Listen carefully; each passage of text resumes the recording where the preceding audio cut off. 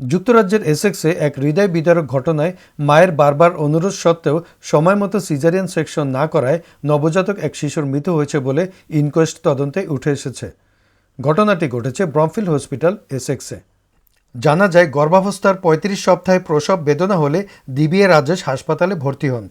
পরীক্ষায় দেখা যায় অনাগত শিশুর হৃদস্পন্দন অস্বাভাবিক ছিল। দিভিয়া ও তার স্বামী বারবার চিকিৎসকদের কাছে সিজারিয়ান করার অনুরোধ জানান, কারণ তারা মনে করছিলেন এটি শিশুর জন্য সবচেয়ে নিরাপদ পদ্ধতি। তবে তাদের উদ্বেগ উপেক্ষা করে চিকিৎসকরা স্বাভাবিক প্রসবের চেষ্টা চালিয়ে যান। পরবর্তীতে এক ধরনের প্রশাসনিক বিভ্রাটের কারণে ডিবিএকে লেবার ওয়ার্ড থেকে ডে অ্যাসেসমেন্ট ইউনিটে স্থানান্তর করা হয়, যেখানে নিয়মিত পর্যবেক্ষণও করা হয়নি।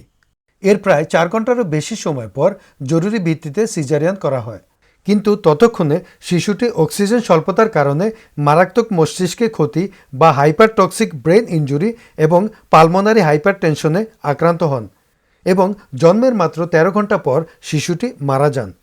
তদন্তে mid and south Essex NHS foundation ট্রাস্টের চিকিৎসা ব্যবস্থায় একাধিক ত্রুটি পাওয়া গিয়েছে। এসেক্স কর্নার সোনিয়া হাইস বলেন, শিশুটিকে আরও আগে জন্ম দিলে তার জীবন বাঁচানো বা অন্তত দীর্ঘায়ু করা সম্ভব হতো এবং জটিলতা এড়ানো যেত। পরিবারের আইনজীবী স্লেটার অ্যান্ড গর্ডন বিষয়টি চিকিৎসা অবহেলা হিসেবে খতিয়ে দেখছে। শিশুটির বাবা রাজেশ বলেন, তারা বারবার আশঙ্কার কথা বললেও তা গুরুত্ব দিয়ে শোনা হয়নি। হাসপাতাল কর্তৃপক্ষ বলছে, তারা অভ্যন্তরীণ তদন্তে কিছু ঘাটতি পেয়েছে এবং ভবিষ্যতে এমন ঘটনা এড়াতে মনিটরিং এবং হ্যান্ডওভার প্রক্রিয়া উন্নত করা হচ্ছে। হাসান মাহাদি, ন্যাশন টিভি, লন্ডন।